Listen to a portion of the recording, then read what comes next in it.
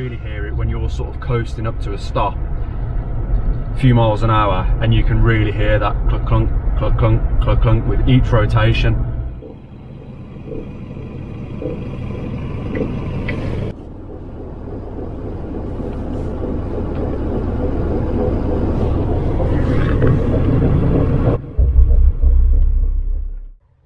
If you push and pull, there is some play there, there's some movement. It's only very slight, you won't be able to see it or hear it. So yeah, I just want to take the wheel off, nip up the bearing, and just see if it makes any difference. So here we go then. This side seemed a little bit worse actually, so we'll see what we can see. Okay, yeah, it all looks okay. Yeah, it's a greasy job, this is.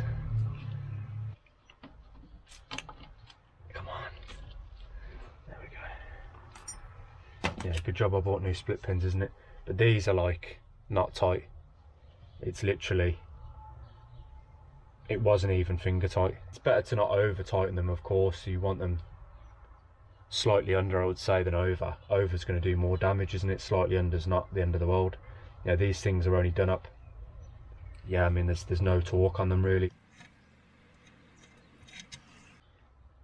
There we go. So all in here, there's some like dirt and stuff, so I've got to get all this out, because if I go packing grease around, but there's dirt and debris, rust and all sorts. You know, if it gets into the bearing, it's not going to last very long. And we'll be back here again. Yeah, so Volvo was, for those of you that don't know, for the three of you watching that don't know, Volvo made bearings before they made cars. I know I'm shaking. Shaking? Must be that time of day. Need to finish up and get back home and get back on the drink. Yeah, there's not too much dirt or debris or anything like that around, so I'm quite happy. It feels smooth, feels nice. I can't see any, you know, a bit of old grease, but we'll pack some new grease in.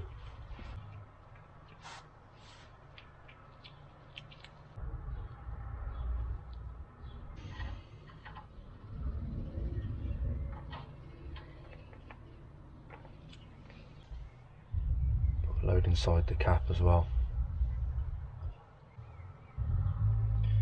to help keep it in the bearing, and push everything back on.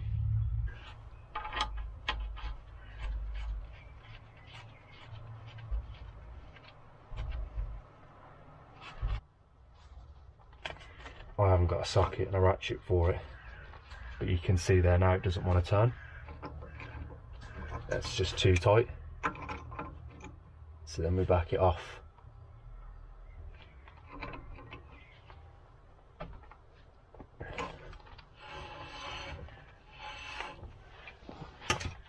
So that's... So of course doing it wrong isn't the embarrassing part. The embarrassing part is the fact that I've already been shown how to do this. But in my defence, it was about 10 years ago maybe, and I thought I was remembering how I was shown when I was doing it, but obviously I wasn't. But then it came back to me after the fact, so now I'm actually going to correct it and do it properly. There's this old guy that I learned a thing or two off, and he taught me how to set up these tapered bearings, these adjustable bearings. So yeah, literally all the way up to make sure that the bearing's pushed in and everything's seated in fully. Nice and tight to begin with. Then back it off.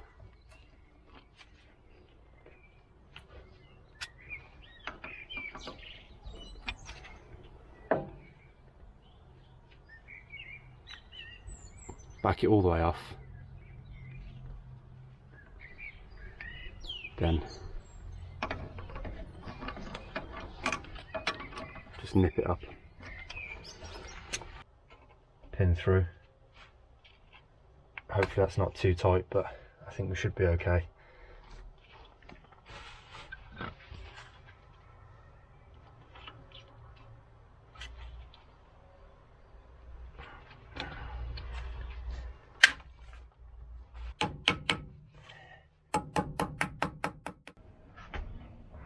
no play at all.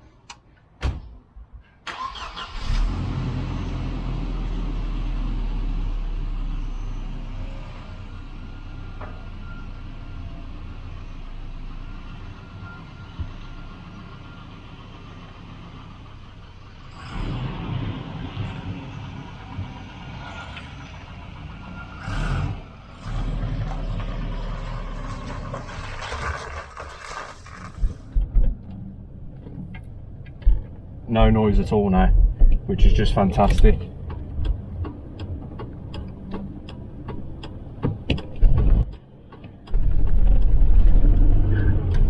Hopefully you got that vibration there.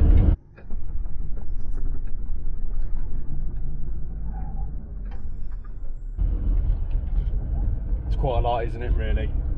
So one other thing that I need to do is the transmission mount. Now, some of you will have seen the engine mount video. Change the engine mounts and we still have a shaky engine, and I think if we do the transmission mount it's going to be a lot better, much less shake. I know that they do shake a little bit anyway, but I think the transmission mount is not helping either. It seems pretty sloppy. I can grab the prop and sort of push on the gearbox and move it around a little bit, so I think we're getting some oscillation from that. So yeah, if we sling the new mount on, a few people have commented in the engine mount video and said the transmission mount is really super easy, so we'll chuck that on now and we'll see if it's any different. Yeah guys, I cleaned this thing and just instantly it's just covered in pollen. So that's it.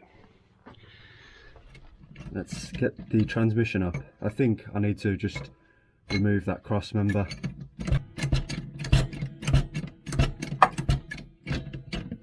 Let's see if that's straight or not, but whatever.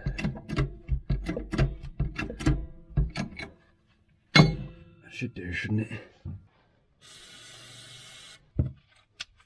Yeah, I know some of you are probably like, oh, why doesn't he just use his pit? He's lying on top of the pit, he's not using it.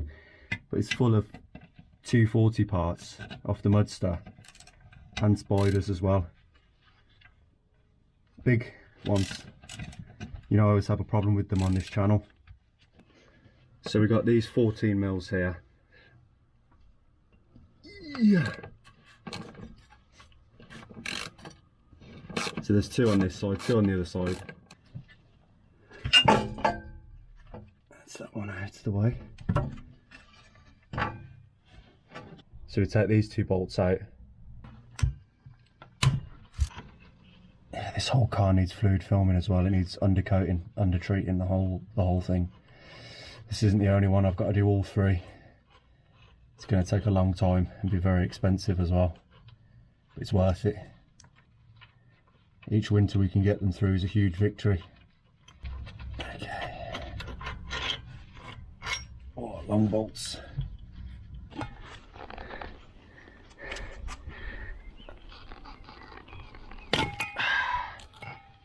That go? Yeah. Fuck. That was tight.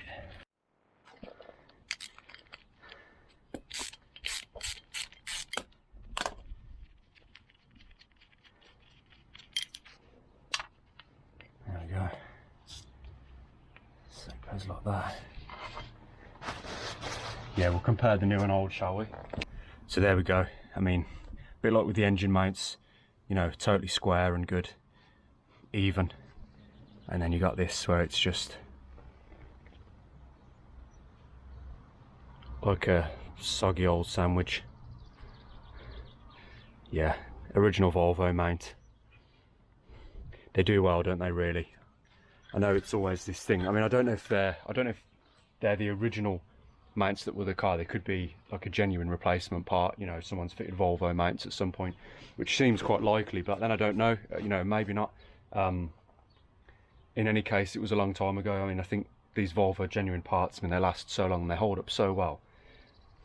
The amount of stuff on the car that will easily do 30 plus years, you know, it's crazy. Makes you think when you fit non-genuine parts, it's not really a Volvo anymore. You know, the more non-genuine parts that you fit, aftermarket parts that are only going to last a few years, aren't going to last as long. When you've replaced like so much stuff, it's not really a 240. It's not going to be 240 reliable, is it? Because it's not going to have all those genuine parts that would last 30 years. But then again, even if you bought Volvo genuine parts now, or genuine parts from any manufacturer, they're probably not going to last 30 years anyway, are they? Yeah, I'm not going to start ranting on like Uncle Tony's Garage or something like that about aftermarket parts and how cheap things are getting and whatever. Let's just get this done. I'll actually use the brush stuff for a change, save spraying it, because the spray is quite expensive, the aerosol, and lasts a long time, but you know, it's like 20 bucks a can and you soon get through it. So sometimes just brush it on instead. Yeah, so just use this stuff, the gel. Gave it a brush on, a little bit better value for money this. Get through the aerosols a bit quickly. You don't really want to get it on the mount though. I'm trying not to get it on the rubber because it's not so good for rubber components, but yeah, there's a little bit there on the threads as well, so should keep the rust at bay.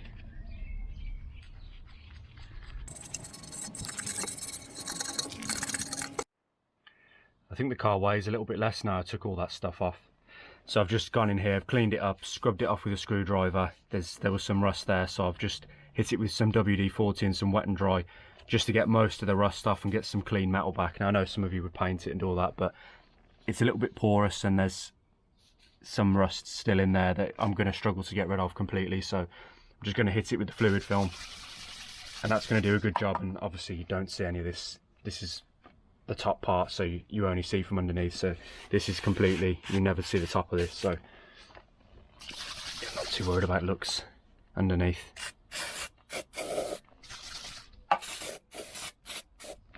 That'll do. I'll just keep the rust at bay. That'll stop it from rusting now, and it's a nice flat surface so the mount can go nicely to it as well.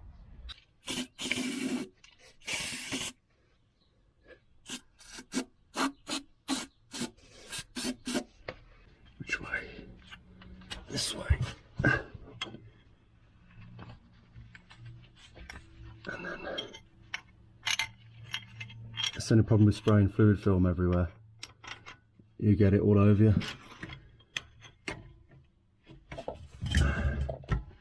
It's going to be horrible. Once I've done the whole car, it's going to be horrible to work underneath because it stays slightly wet. You know, it's oily, so it's a disaster. You just get absolutely covered. But that's why it's so good, because it stays oily, and that's why it works. And that's the biggest problem with a lot of the hard drying stuff. It goes hard, cracks, and you know the rest.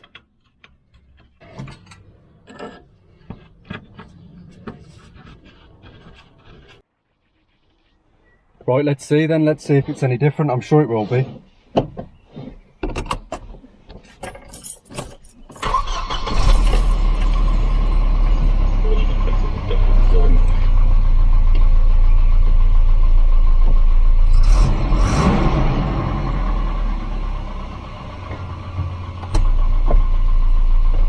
This engine sounds like a bag of bean tins, doesn't it? Clunk. Sometimes I get a clunk, I don't know what it is.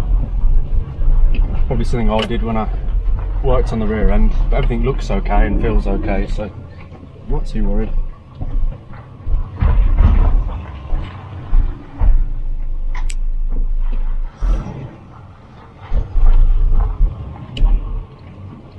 No vibration yet. Feels a bit tighter here, I think, as well. Would it? Does that make sense? Probably not. I don't think it would make any difference to that, would it? Let's see if we could get some judder.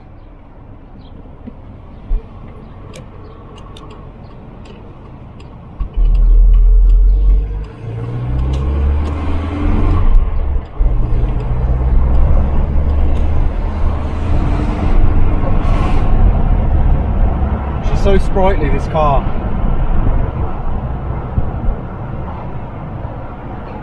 I know it's not a fast car, but it's definitely got a lot more get up and go than the 7 and the 9, I have to say. Picture in the road.